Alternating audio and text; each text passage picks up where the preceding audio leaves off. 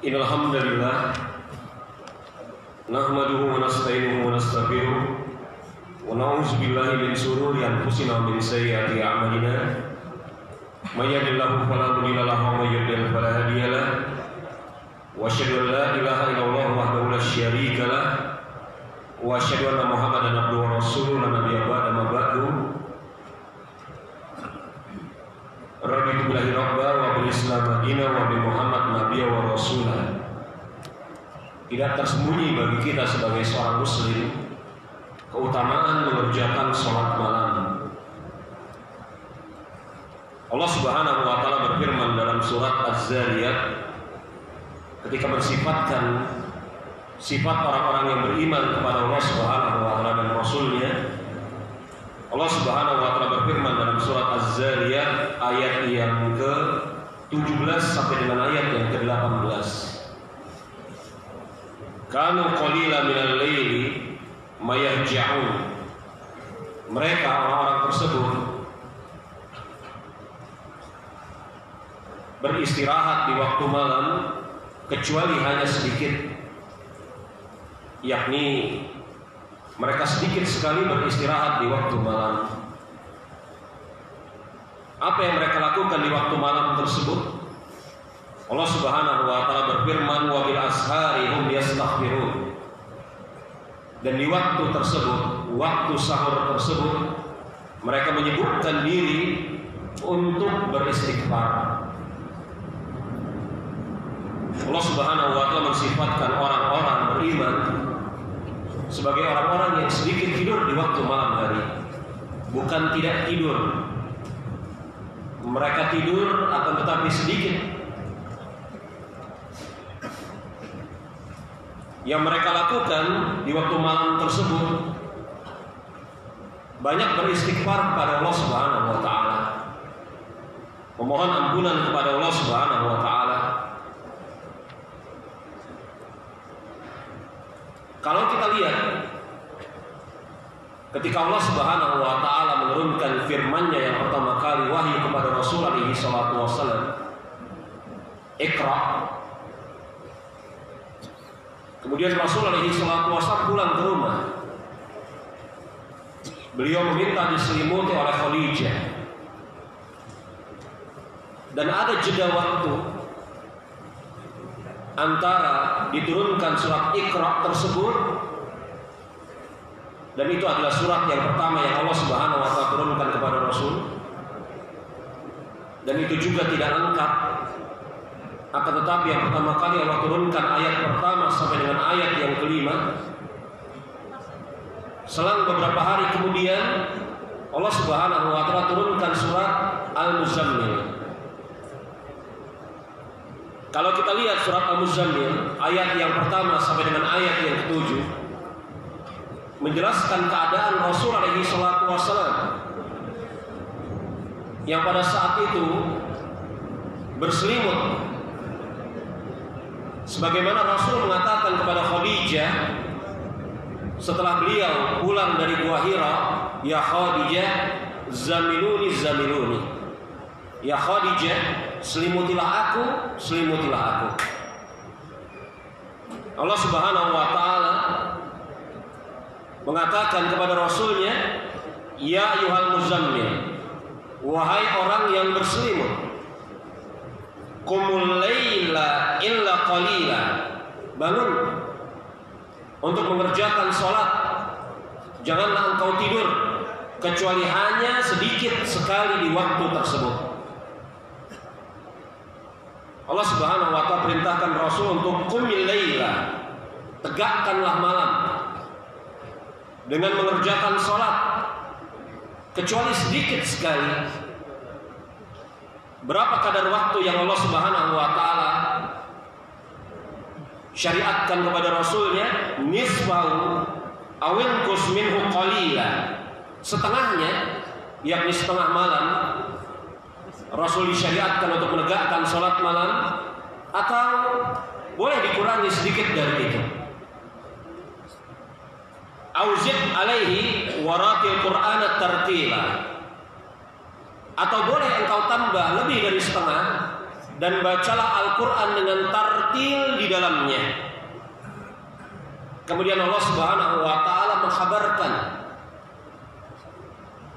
bahwasanya setelah ini, inna sanulki alaika qaulan sakila, sesungguhnya aku akan menurunkan kepadamu ucapan yang sangat berat,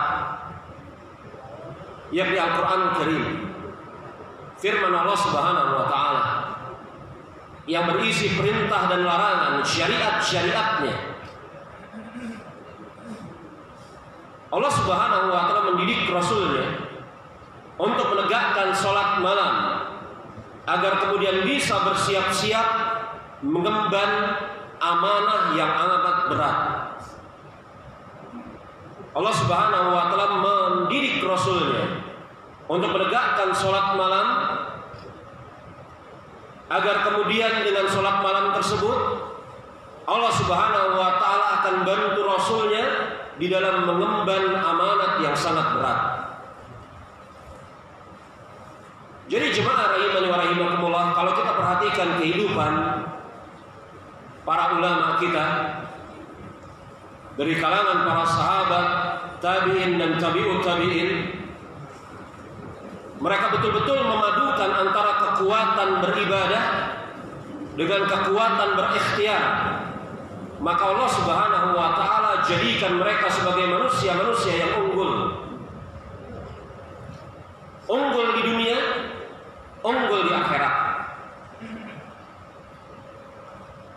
Bagaimana para sahabat, tabi'in serta tabi'ut tabi'in dan ulama-ulama yang datang setelah mereka memadukan antara kekuatan ibadah dan kekuatan berikhtiar. Allah Subhanahu wa ta'ala perintahkan kepada Rasulnya untuk menegakkan salat malam agar bisa sanggup mengemban beban yang amat berat. Inna sanulki alaika qaulan sakila. Maka jemaah rahimani wa rahimakumullah, ini hal yang harus pertama-tama kita pahami, bahwasanya ketika tadi Ustaz Hafid menjelaskan bahwasanya yang akan kita bahas di kesempatan siang hari ini adalah bagaikan pahala salat malam. Saya tidak menganjurkan kepada Anda untuk meninggalkan salat malam, tidak. Jangan sampai kemudian terbayang kalau kemudian kita sebutkan nanti amal-amal yang pahalanya bagaikan salat malam 1, 2, 3 sampai dengan 11. Kemudian terbayang pada diri Anda untuk meninggalkan salat malam dan mencukupkan diri dengan mengerjakan amal-amal tersebut. Tidak, sama sekali tidak. Karena kenapa? Rasulullah yang menjelaskan kepada kita amal-amal tersebut pahalanya bagaikan salat malam. Tetapi kemudian kata Aisyah, aku lihat betis Rasul bengkak dan telapak kakinya pecah-pecah. Aku tanyakan kepada beliau, engkau mengerjakan ini ya Rasulullah, padahal dosa-dosamu yang telah lalu dan yang akan datang telah Allah Subhanahu wa ta'ala ampuni. Apa kata Nabi kita menjawab pertanyaan Aisyah? Afala akuna abdan syakura ya Aisyah? Apakah tidak layak aku menjadi hamba yang pandai bersyukur kepada Allah, wahai Aisyah? Rasul yang mengatakan kepada kita amal-amal ini bagaikan pahalanya seperti sholat malam. Tapi beliau juga yang kemudian mengerjakan sholat malam sampai betisnya bengkak dan telapak kakinya pecah-pecah. Maka inilah panutan yang sempurna bagi kita, mengerjakan apa yang memang Allah Subhanahu wa ta'ala mampukan atas diri kita. Pahala salat malam tidak tersembunyi. Nabi kita pernah mengatakan, alaikum bi qiyamil lail fa innahu dabulis sholihin. Hendaklah kalian mengerjakan salat malam, karena salat malam itu adalah tunggangan bagi orang-orang saleh. Tunggangan bagi orang-orang saleh. Para ulama menjelaskan apa yang dimaksud tunggangan. Sudah barang tentu fungsi utama tunggangan adalah memudahkan kita untuk melangkah, berpindah dari satu tempat ke tempat yang lain. Begitu juga salat malam yang disifatkan oleh Rasulullah SAW sebagai dabul sholihin, tunggangan bagi orang-orang soleh untuk memudahkan perjalanan kita nanti di akhirat kelak. Rasulullah SAW mengatakan, ya ayuhan nas, afsus salam, wa'imut ta'am, wassalun nasu niyam, tadkhulul jannata bis salam. Wahai manusia, sebarkanlah salam, berikanlah makan, salatlah malam. Ketika manusia sedang dalam keadaan tidur, niscaya kalian akan masuk ke dalam surga dengan penuh keselamatan. Hadis yang menjelaskan kepada kita keutamaan salat malam. Apabila seseorang mampu mengumpulkan 3 perkara ini, yang pertama, menyebarkan salam. Yang kedua, memberi makan kepada orang-orang yang membutuhkan. Dan yang ketiga, dia mengerjakan sholat malam ketika manusia dalam keadaan lalai. Ganjarannya apa? Kata Rasulullah SAW, tadkhulunal jannata bis salam. Niscaya kalian akan masuk ke dalam surga dengan penuh keselamatan. Kemudian jemaah rahimani wa rahimakumullah, ketika kita sebutkan bagaikan pahala salat malam, yakni amalan-amalan yang pahalanya bagaikan salat malam, ini wajib diingat. Yang disamakan oleh Rasulullah SAW di sini adalah pahala. Bukan kemudian amal tersebut bisa menggantikan salat malam. Ini 2 hal yang berbeda. Sebagai contoh misalnya saya katakan, ketika Rasulullah SAW bersabda, "Qul huwallahu ahad," ta'dilu thuluthul Quran. Qul huwallahu ahad yakni al-Ikhlas, itu sebanding dengan sepertiga Al-Quran.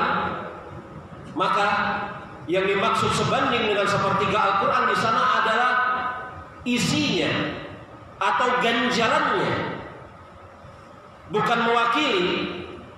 Sebagai bukti, kita sama-sama mengetahui bahwasanya di dalam sholat wajib membaca surat Al-Fatihah.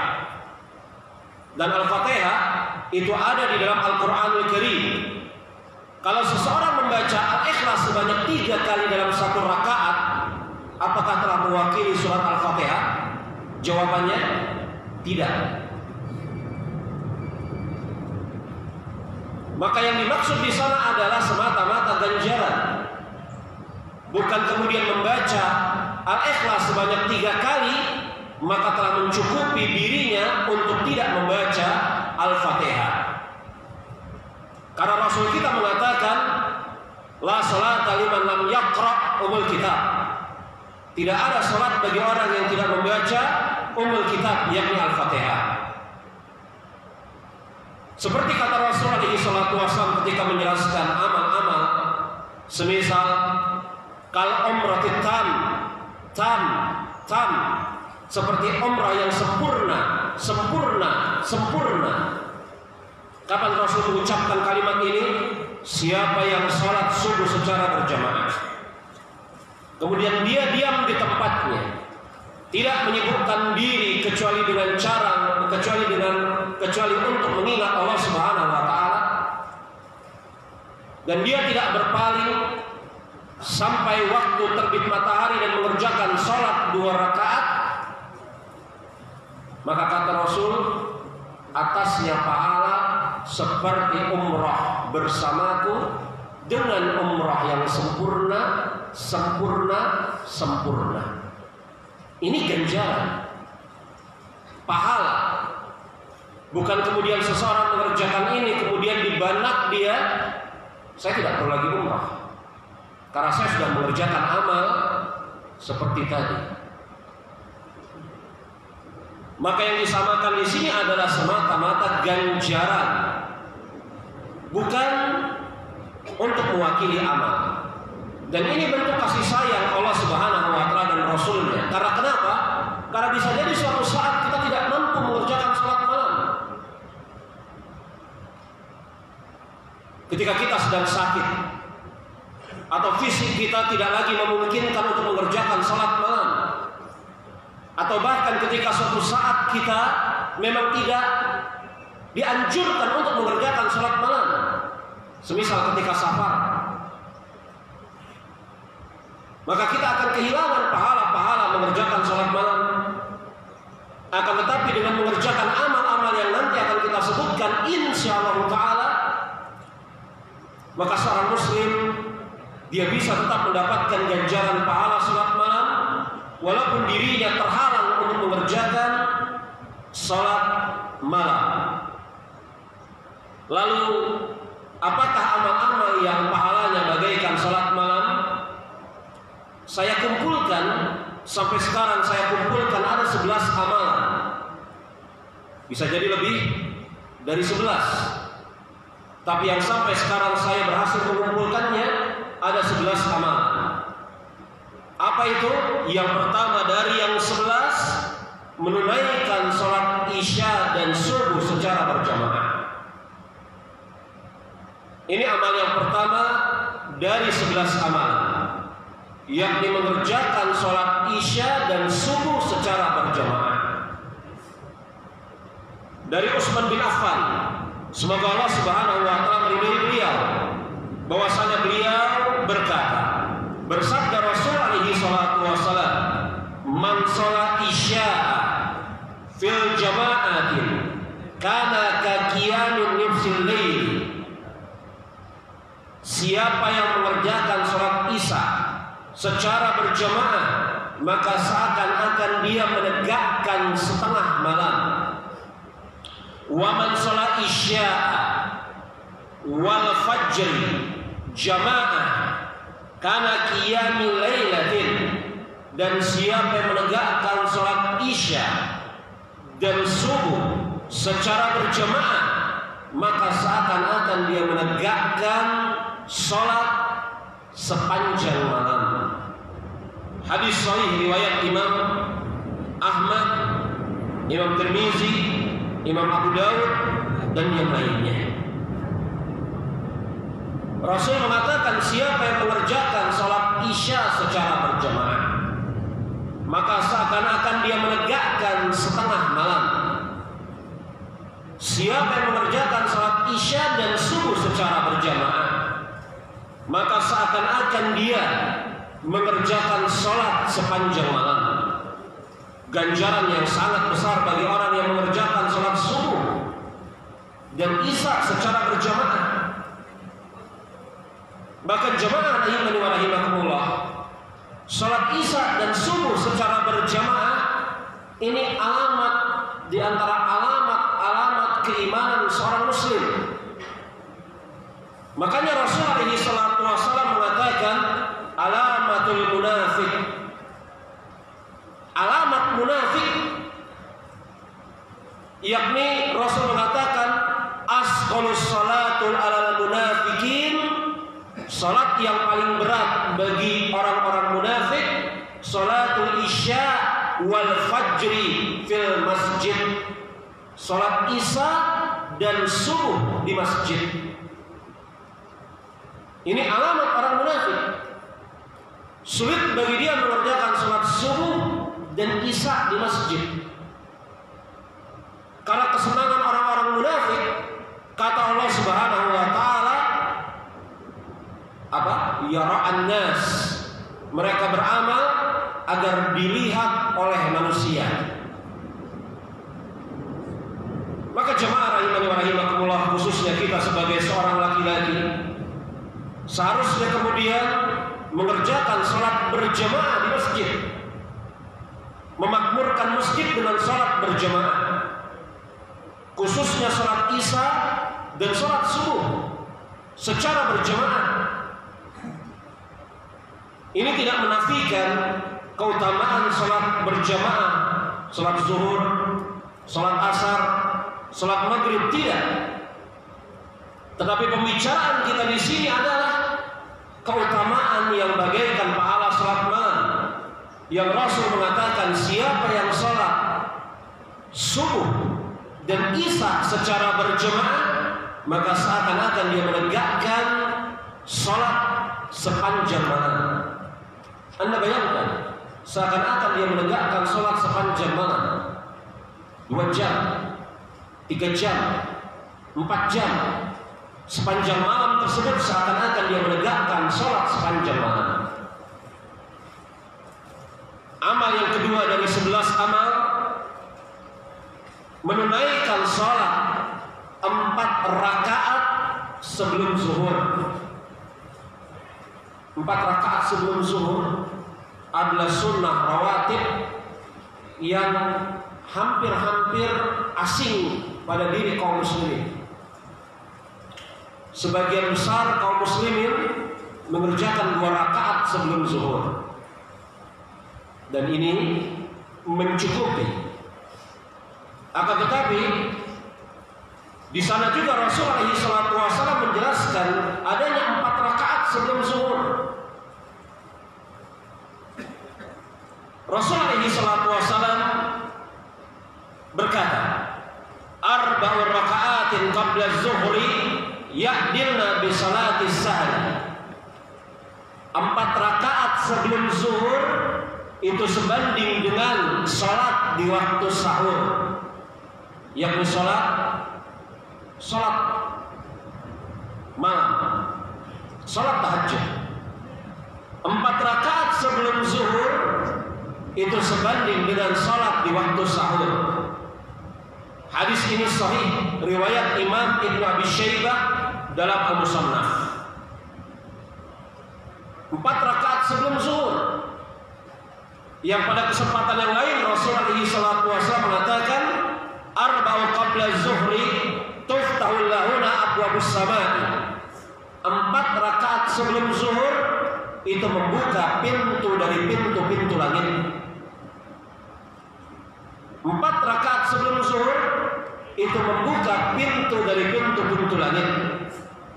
Hadis sahih, riwayat Imam Abu Dawud, Imam Tirmizi dalam Syama'il Muhammadiyah dan yang lainnya. 4 rakaat sebelum zuhur. Saking pentingnya 4 rakaat sebelum zuhur ini, apabila Rasulullah SAW terluput dari mengerjakannya, mungkin karena satu dan lain hal, beliau terluput dari mengerjakannya, bukan sengaja meninggalkannya, maka beliau mengerjakannya setelah waktu sholat zuhur. Inilah yang dikerjakan oleh Rasulullah SAW. Sebagaimana kata Aisyah, semoga Allah Subhanahu wa taala meridhai beliau, Aisyah mengatakan, "Kana idza lam yusalla arba'an qabla zuhri, salahunna ba'daha." Bahwasanya Rasulullah SAW apabila beliau tidak mengerjakan salat 4 rakaat sebelum zuhur, beliau mengerjakan setelahnya. Jadi setelah salat zuhur, beliau mengerjakan 4 rakaat sebelum zuhur ini. Mungkin timbul kepada kita pertanyaan, 4 rakaat sebelum zuhur ini yang dikerjakan setelah salat zuhur, bagaimana cara mengerjakannya? Simak baik-baik ucapan Imam At-Tirmizi. Semoga Allah Subhanahu wa taala merahmati beliau. Imam Tirmizi mengatakan, wal hadisu yadul ala masyru'iyyatin muhafazati ala sunanil lati qabla fara'id.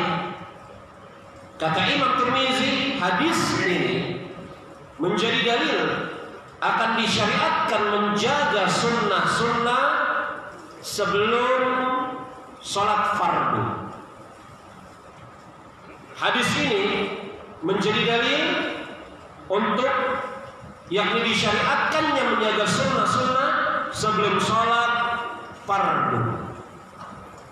Wa ala imtidadi waqtiha ila akhiril waqti faridati. Dan sunnah-sunnah yang terkait dengan salat fardu tersebut waktunya berhenti, yakni habis setelah keluarnya waktu salat fardu itu. Wa dzalika li'anna law kanat awqatuha takhruju bi fi'l fara'id lakana fi'luha ba'daha maqada wa kanat muqaddamata ala fi'li sunnatin zuhri. Kata Imam At-Tirmizi, andai kata ada seseorang yang keluar waktunya dalam keadaan dia belum sempat mengerjakan yang sunat-sunat. Maksudnya apa ini? Kita tahu bahwasanya qabliyah zuhur itu waktunya sebelum sholat zuhur. Jadi ketika telah ditegakkan sholat zuhur, keluar dari waktu qabliyah zuhur, itu maksudnya. Kita lanjutkan ucapan Imam Tirmizi. Andai kata ada seseorang yang telah keluar darinya waktu mengerjakan sunnah tersebut dengan sebab masuknya waktu fardu, yakni waktu sholat zuhur, fi'luha ba'da qada'an, maka dia mengerjakan sholat tersebut, yakni sholat sunnah itu, setelah dikerjakan sholat fardunya. Persis seperti apa kata Rasul. Tapi bagaimana cara mengerjakannya? Apakah sebelum ba'diyah atau sesudah ba'diyah? Apa kata Imam Tirmizi? Wa kanat muqaddamatu ala fi'li sunnati zuhri. Maka dia dikerjakan mendahului sunnah zuhur yang ada pada saat itu. Maksudnya qada zuhur dikerjakan terlebih dahulu, baru setelah itu dia mengerjakan ba'diyahnya. Ini kata Imam At-Tirmizi rahimahullah ta'ala. Dan Imam Al-Iraqi, seorang imam dari kalangan mazhab Syafi'iyah, mengatakan wa huwa sahihun inda Syafi'iyah, dan pendapat ini pendapat yang kuat di sisi Syafi'iyah. Maka kalau kemudian kita tertinggal mengerjakan sholat qabliyah, maka qada di waktu ba'diyah, dan dia dikerjakan terlebih dahulu sebelum mengerjakan ba'diyah zuhur. Ini amal yang kedua dari 11 amal. Amal yang ketiga, ada salat tarawih kullaha ma'al imam, mengerjakan salat tarawih seluruhnya bersama imam. Mengerjakan salat tarawih seluruhnya bersama imam. Salat tarawih di bulan Ramadan dikerjakan seluruhnya bersama imam. Baik imamnya mengerjakan 11 rakaat ataupun imamnya mengerjakan 23 rakaat, dia ikuti salat tarawih tersebut seluruhnya bersama imam. Karena kata Rasul alaihi salatu wasallam, inna rajul iza salam ma'al imam hatta yansirah fahusiba lahu qiyamul lail. Siapa yang salat, sesungguhnya seseorang yang salat bersama imam sampai imam tersebut berpaling, yakni selesai dari mengerjakan salatnya, maka dicatat atasnya seakan-akan mengerjakan salat sepanjang malam. Hadis ini sahih, riwayat Imam Abu Dawud, Imam Tirmizi, Imam Nasa'i, Imam Ibnu Majah dan yang lainnya.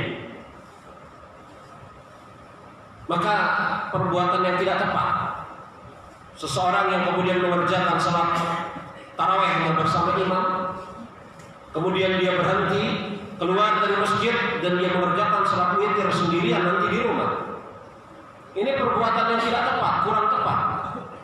Dia kehilangan keutamaan seperti ini yang Rasul mengatakan, siapa yang salat bersama imam salat tarawih sampai imam tersebut berpaling, yakni dia mengerjakan salat tersebut sampai imam selesai salat, maka akan dicatat baginya husibalahu qiyamul lail, maka dicatat baginya pahala seakan-akan salat malam.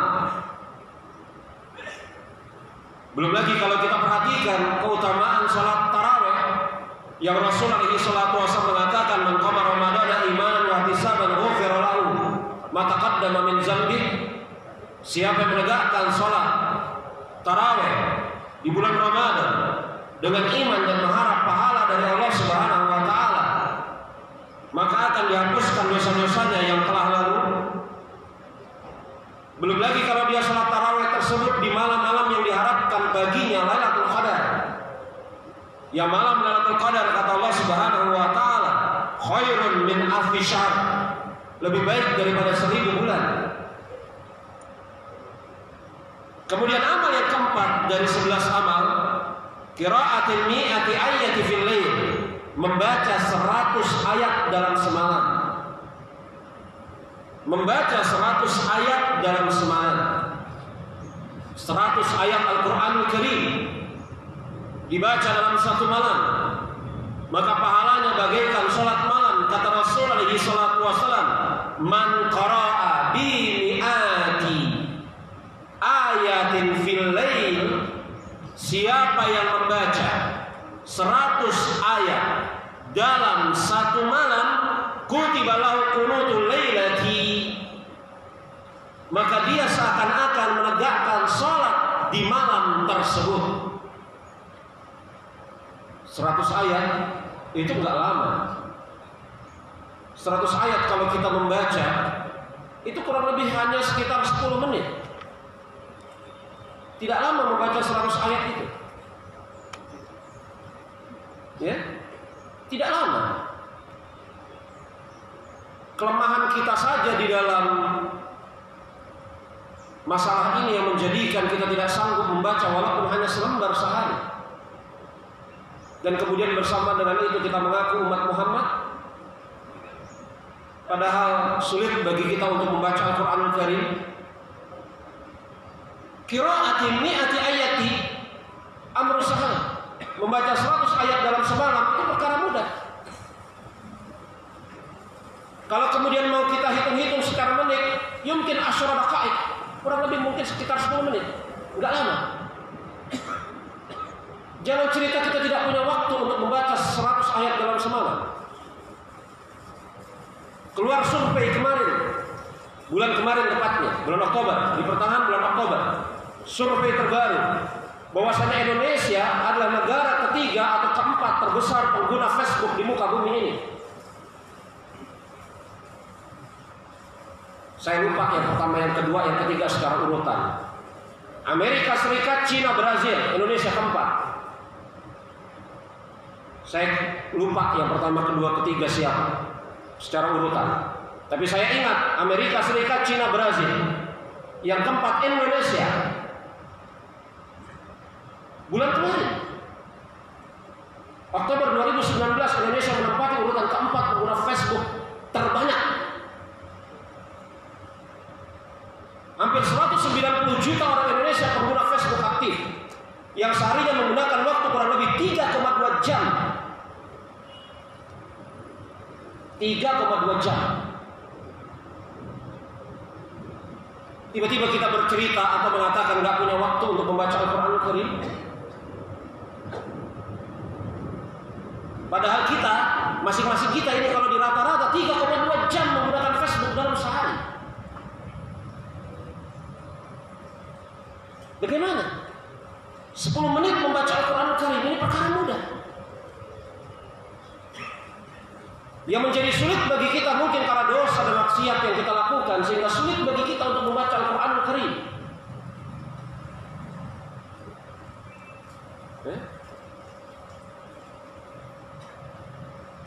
Na'udzubillah summa na'udzubillah. Padahal kata Rasul alaihi salatu wasallam, Rasul mengatakan begini. Ini kata Rasul alaihi salatu wasallam. Man qama bi asyrati ayatin lam yuktab minal ghafilin. Siapa yang membaca 10 ayat dalam sehari, maka tidak dicatat sebagai orang-orang yang lalai. 10 ayat. Wa man qama bi mi'ati ayatin kutiba ma'ahu minal qanitin. Siapa yang sanggup membaca 100 ayat dalam semalam, maka dia akan dicatat sebagai orang-orang yang taat.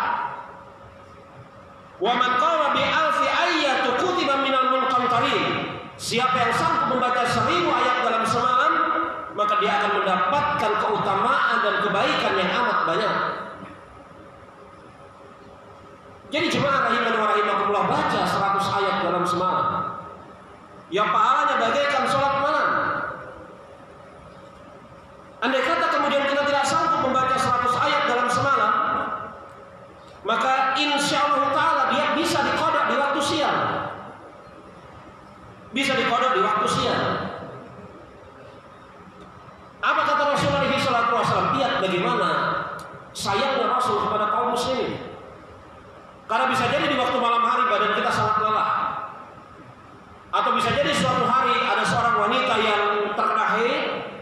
baru berhenti haidnya menjelang waktu subuh. Rasul mengetahui keadaan kaum muslimin. Maka apa kata Rasul alaihi salatu wasallam? Man nama an hizbihi aw an syai'in minhu.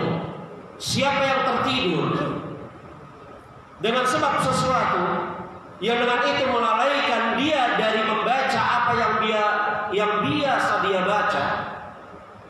Siapa yang tertidur di waktu malam yang dengan sebab itu melalaikan dirinya dari membaca apa yang bisa dia baca di waktu malam. Faqara'atu fiha baina salatil fajri wa salatil zuhri. Maka hendaklah dia membaca antara salat subuh sampai salat fajar. Salat subuh sampai salat zuhur.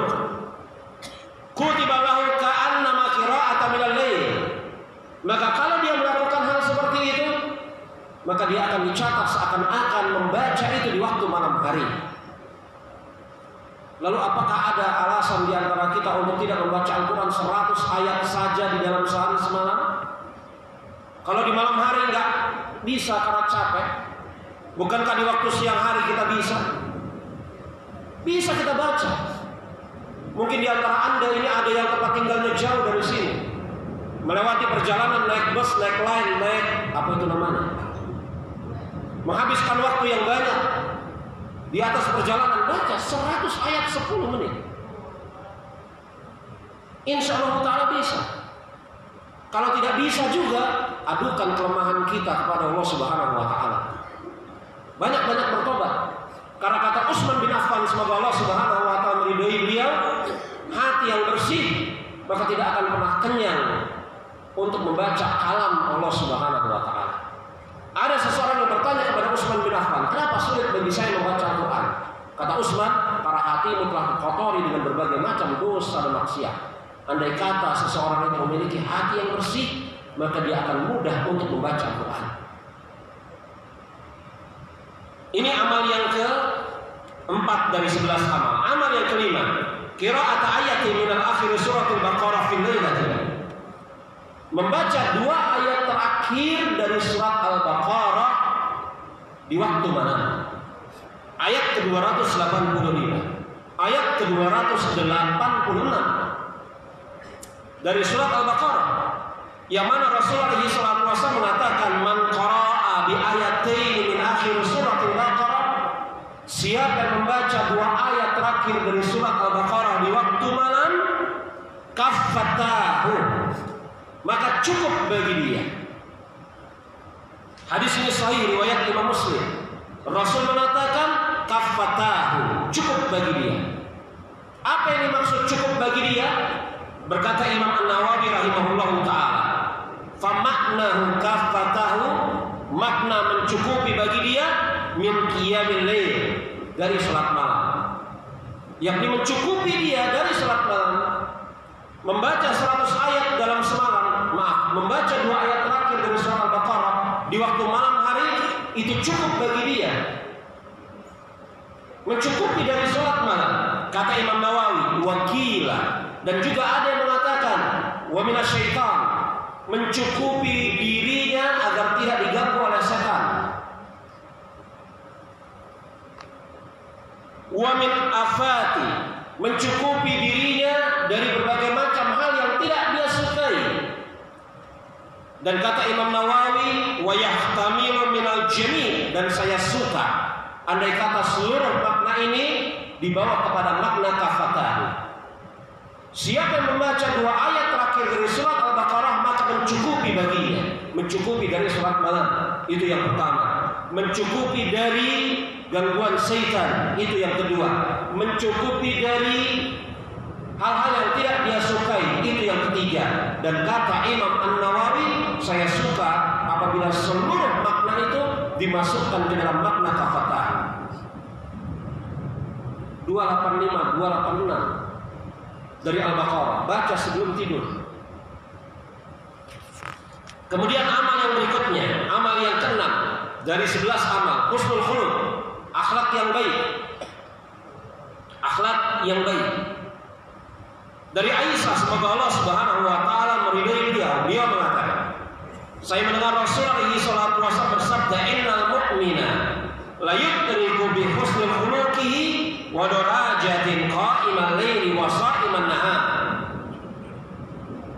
Rasul alaihi salatu wasallam mengatakan seorang mukmin akan bisa mencapai derajat yang tinggi dengan kebaikan akhlaknya, yang mana derajat tinggi tersebut tidak bisa dicapai dengan sholat malam atau puasa di siang hari. Ini menunjukkan keutamaan memiliki akhlak yang mulia. Akhlak yang mulia ganjarannya besar di sisi Allah Subhanahu wa taala. Bahkan ganjarannya lebih tinggi daripada sholat malam atau puasa di siang hari. Sekali lagi, ini bukan dalam rangka hendak melalaikan sholat malam atau puasa di siang hari. Tidak, sekali-kali tidak. Kita harus berpikir sebagai muslim itu berpikir integral, kafah. Tidak parsial, sepotong-sepotong. Bukankah Allah Subhanahu wa taala menyuruh kita untuk masuk ke dalam agama Islam secara kafah? Integral seluruhnya, bukan parsial sebagiannya. Bukan berarti kemudian akhlak baik enggak ada guna sholat malam, yang penting akhlak baik. Tidak. Rasul orang yang paling bagus akhlaknya, juga yang paling kuat sholat malamnya. Yang ingin disampaikan di sini adalah keutamaan akhlak yang baik. Yang mana akhlak yang baik ini mencapai derajat yang tinggi bagi pelakunya. Bahkan derajat yang tinggi itu tidak bisa dilampaui oleh orang-orang yang mengerjakan sholat malam atau orang-orang yang mengerjakan puasa di siang hari. Kemudian amal yang berikutnya, yakni amal yang ketujuh dari 11 amal, as-sa'i fil khidmatil armalah wal miskin. Berjalan untuk memenuhi kebutuhan janda dan orang-orang miskin. Armalah itu adalah seorang perempuan yang ditinggal mati oleh suaminya. Berjalan as-sa'i fil khidmatil armalah wal miskin. Berjalan untuk memenuhi kebutuhan janda dan orang-orang miskin. Berjalan di sini bukan dengan makna betul-betul berjalan, tapi maksudnya adalah melakukan usaha, ya, untuk memenuhi kebutuhan para janda dan orang-orang miskin. Sudah barang tentu janda yang butuh, karena ada juga janda yang kaya raya. Dan ketika membantu janda yang miskin ini, itu betul-betul karena Allah Subhanahu wa taala, bukan karena motif terselubung. Gara-gara jandanya cantik dibantu, jandanya jelek dibiarin aja. Ini ada motif berarti di baliknya. Kapan kemudian ada janda miskin dan dia cantik, berebut orang-orang membantunya. Kapan ada janda jelek miskin, biarin aja lah. Berarti ini bukan karena Allah membantunya. Dan ini betul-betul membantu. Apa kata Rasulullah SAW? Beliau mengatakan as-sa'i ala armalati wal miskin kal mujahid fi sabilillahi au qa'imin laila sha'imin nahari. Orang yang berjalan untuk membantu janda dan fakir miskin itu bagaikan orang yang berjihad di jalan Allah, atau bagaikan orang yang menegakkan salat di waktu malam, puasa di siang hari. Hadis sahih riwayat Imam Bukhari dan Imam Muslim. Kemudian amal yang ke-8 dari 11 amal, muhafazatu ala ba'di adabil jumu'at. Menjaga adab-adab Jumat. Khususnya kita sebagai seorang laki-laki yang diwajibkan oleh Allah Subhanahu wa taala dan Rasul yang mengerjakan salat Jumat, kita jaga adab-adabnya. Apa sih adabnya?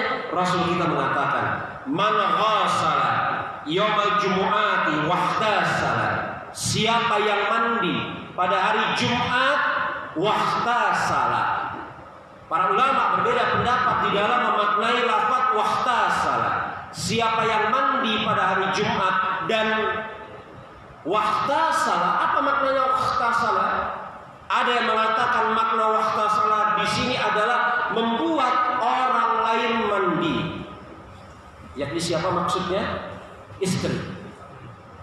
Ya, membuat istri mandi itu bukan karena dengan sebab dicolek-colek aja. Maklum insya Allah. Yakni dijimai di malam Jumatnya. Ya. Atau kemudian sebagian ulama mengatakan Yang dimaksud dengan wahtasala di sini adalah dia bersungguh-sungguh di dalam mandi tersebut. Jadi ada yang mengatakan makna wahtasala adalah taukid, untuk memberikan penekanan. Siapa yang mandi pada hari Jumat dan dia bersungguh-sungguh membersihkan dirinya. Ada juga yang mengatakan siapa yang mandi pada hari Jumat dan dia mampu membuat mandi istrinya. Ada dua maknanya dalam masalah ini. Kemudian Rasul mengatakan apa? Tsumma baqara wattaqa. Kemudian dia bergegas menuju ke masjid. Wa ma salam yurka. Dia berjalan kaki tidak berkendaraan. Wa dana minal imam. Dia mendekat ke imam. Fastama'a wa lam yakhlu. Dan dia mendengar khutbah imam, tidak bermain-main, tidak lalai. Kana lahu bi kulli khutwatin ammalu sunnatin ajriha siyamiha wa qiyamiha. Maka setiap langkah yang dia buat itu akan bernilai seperti setahun mengerjakan sholat malam dan setahun mengerjakan puasa di siang hari. Apa kata Rasul? Karena lahu bikulli, setiap langkah yang dia buat, bukan seluruh langkah, tapi karena lahu bikulli khutuwatin, setiap langkah yang dia buat, maka ganjarannya amalus sannatin, maka ganjarannya seperti setahun beramal. Amal apa? Ajru siyamiha wa qiyamiha. Ganjarannya seperti setahun dia beramal, mengerjakan sholat malam selama setahun, atau mengerjakan puasa selama setahun. Tapi penuhi adab-adab ini. Yang pertama mandi, yang kedua bersegera menuju ke masjid, yang ketiga berjalan tidak berkendaraan, yang keempat mendekat ke imam, yang kelima mendengar imam, menyimak imam ketika berkhutbah. 5 hal ini. Dan ini mungkin kita kerjakan. Kalau kemudian di hari-hari libur mungkin kita kerjakan. Kalau tidak di hari libur juga mungkin kita kerjakan, mungkin sekali. Anda mandi di pagi hari. Apalagi sekarang jam 11.38 waktu zuhurnya, mungkin 11.15 sudah istirahat. Maka langsung pergi ke masjid. Bukan menyibukkan diri beli cilok dahulu, cari es cendol,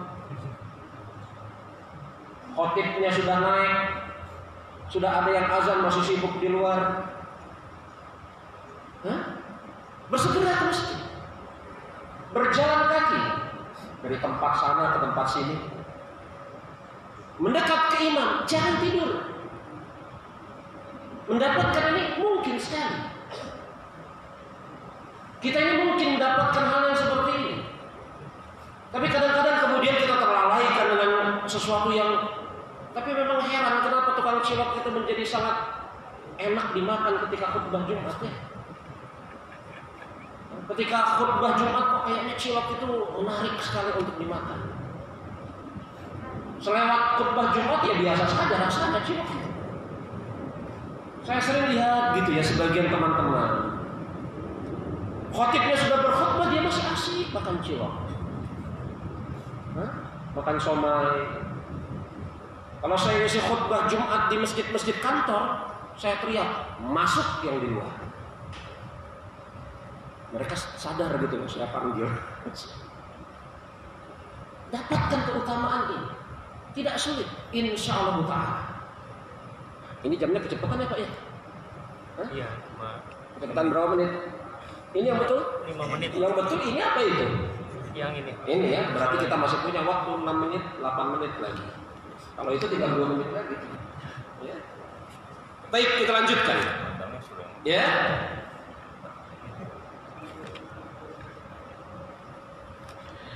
Kemudian yang ke 10, betul? Yang ke-9, udah yang ke-8 menjaga adab. Yang ke-9 sekarang. Yang ke-9 dari yang ke-11. Ya, ribat yaumul lailati fi sabilillah azza wajalla.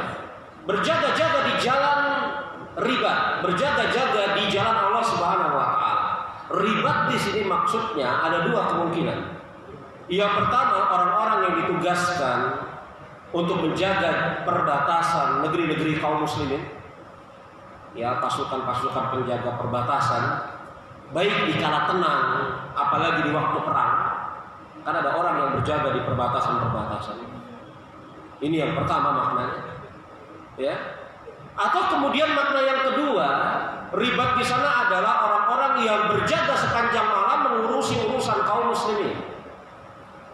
Dan ini mungkin ada, seperti seseorang yang kemudian berdiri di depan tenda Rasulullah SAW, yang mana di sepanjang malam tersebut dia berdiri di depan tenda Rasulullah SAW, yang mana di pagi harinya pecah perang Badar. Jadi ada dua kemungkinan, ada orang-orang yang memang dia bukan penjaga perbatasan, tapi dia berjaga sepanjang malam untuk mengurusi urusan kaum muslimin. Ya. Makanya sebagian ulama kontemporer gitu ya, ini juga absyir buat Anda semua, buat antum semua. Ya. Yang kabar gembira buat Anda semua. Seperti Syekh Shalih Al-Utsaimin hafizahullah taala pernah ditanya orang-orang yang bekerja di imigrasi, kemudian yang bekerja di penerbangan atau yang semisalnya, yang ngurusin jemaah haji. Ini kan ngurusin kaum muslimin, jemaah haji, orang-orang umroh, kadang-kadang nggak tidur-tidur. Saya pernah merasakannya waktu jadi kuli angkut barang di Mekah sana. Saya pernah merasakannya begitu. Ini orang-orang ini termasuk ribat gak sih di jalan Allah? Iya, kata Syekh Shalih Al-Utsaimin. Maka makna ribat di sana adalah orang-orang yang berjaga sepanjang malam tidak tidur untuk ngurusin urusan kaum muslimin. Dia korbankan dirinya untuk kemaslahatan kaum muslimin. Ya sudah, barang tentu harus menghadirkan niat ini, bukan bos, kenapa Anda ini tidak tidur? Ya tugas. Ya kalau kayak gitu gak dapat pahala. Hadirkan niat, kenapa ini? Saya ini lagi ngurus ini orang-orang haji, orang-orang mau umrah. Itu hadirkan niat seperti itu. Kenapa nggak tidur? Ya tugas, gimana lagi? Kalau tidur sih sebenarnya sih saya mungkin tidur. Ini nggak dapat pahala. Niatkan untuk itu. Orang yang kemudian berjaga sepanjang malam untuk mengurusi urusan kaum muslimin, itu makna yang pertama. Atau makna yang kedua adalah orang-orang yang kemudian berjaga di perbatasan negeri-negeri kaum muslimin. Apa kata Rasulullah SAW? Beliau mengatakan ribatu yaumin wa lailatin, berjaga-jaga sehari semalam khairun min siyami syahri wa qiyamihi, itu lebih baik daripada dia salat 1 bulan dan puasa selama 1 bulan. Lebih baik daripada puasa 1 bulan dan salat 1 bulan. Ini hadis sahih, ya, riwayat Imam Bukhari dan Imam Muslim. Dan ganjarannya nggak berhenti sampai di situ. Apa kata Rasulullah SAW? Wa in mata, andai kata ketika dia ribat tadi mati. Betapa banyak petugas-petugas, ya, penjaga perbatasan mati. Orang-orang yang kelelahan gara-gara ngurusin urusan kaum muslimin, mati dia. Fisiknya kemudian tidak mendukung, mati. Apa kata Rasulullah SAW? Wa in mata jara alaihi amalu allazi kana ya'mulu.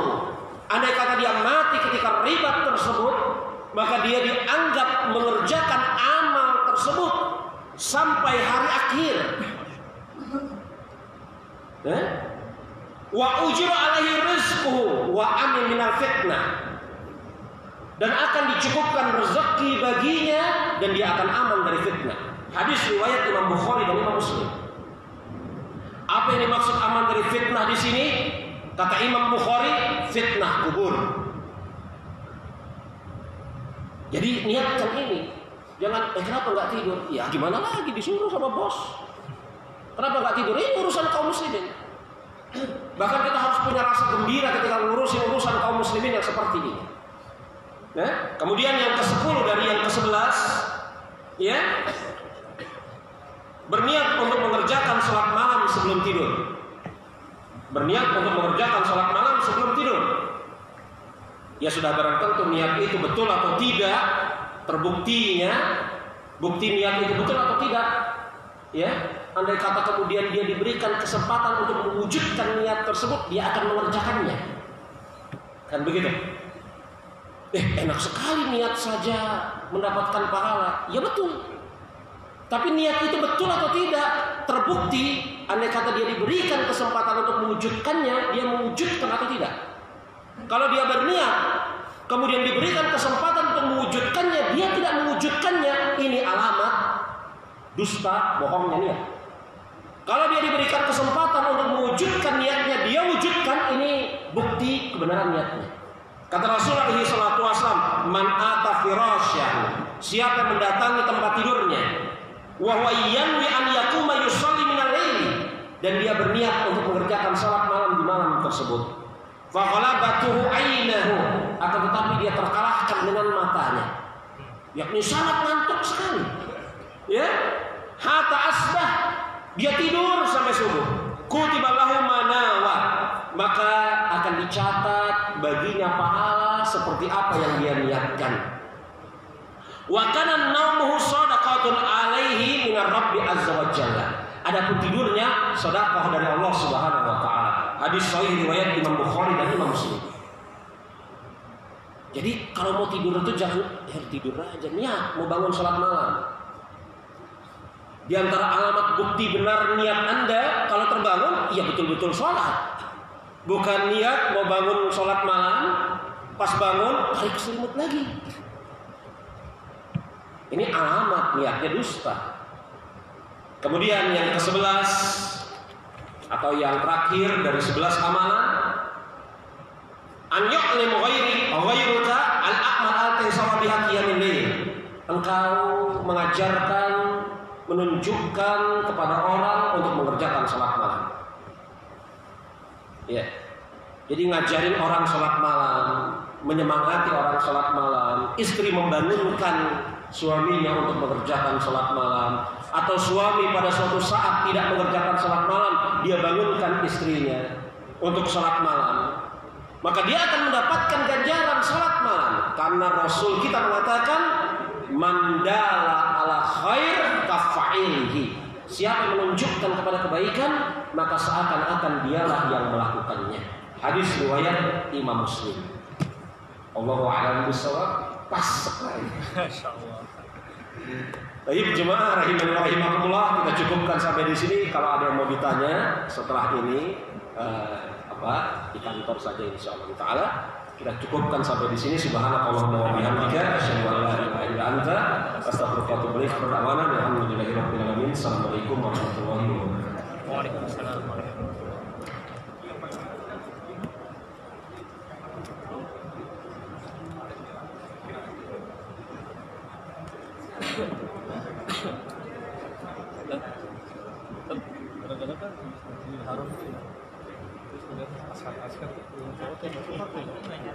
Dia akan ngurusin urusan kaum muslimin, Pak.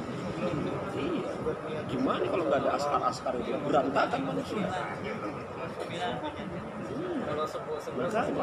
Makanya ribat tadi, makanya Syekh Shaleh Utsaimin ditanya makna ribat itu apa? Awalnya makna ribat itu pasukan penjaga perbatasan ketika sedang jihad atau ketika waktu tenang. Negeri kita ini kan ada orang-orang yang menjaga perbatasan, mereka itu ribat. Tapi kemudian Syekh Shaleh Utsaimin ditanya, apakah makna ribat itu hanya seperti itu? Orang-orang yang ngurusin urusan kaum muslimin, misalnya dokter jaga di rumah sakit atau yang semisalnya. Waktu itu ditanya kepada Syekh Shaleh Utsaimin, dokter jaga rumah sakit, Pak. Dokter jaga rumah sakit itu termasuk riba tidak? Iya. Bahkan orang-orang yang seperti itu, yang tidak tidur sehari semalam atau bahkan bisa lebih, dan yang mereka lakukan untuk ngurusin urusan kaum muslimin itu termasuk riba. Termasuk askar-askarnya itu, termasuk petugas imigrasi, termasuk orang-orang yang kayak pilot, kayak apalagi kayak lagi musim haji, musim umrah seperti itu. Cuman dia ketika mengerjakannya itu bukan semata-mata karena pengen nyari duit. Kalau dia semata-mata pengen nyari duit, ya nggak dapat apa-apa. Makanya niatkan itu, Pak. Apalagi orang-orang kayak di Garuda sini kan, mungkin suatu saat ketika peak season, ketika orang-orang mau pergi haji kan repotnya luar biasa. Saya rasa kan niatin kayak gitu. Kalau nggak diliatin kayak gitu, ngapain ini? Kok nggak tidur? Ya saya tugas ya. Kalau tugas nggak ada bedanya sama orang kafir. Kenapa ini? Saya mau rombongan jemaah haji. Nah, itu dia. Iya, Pak.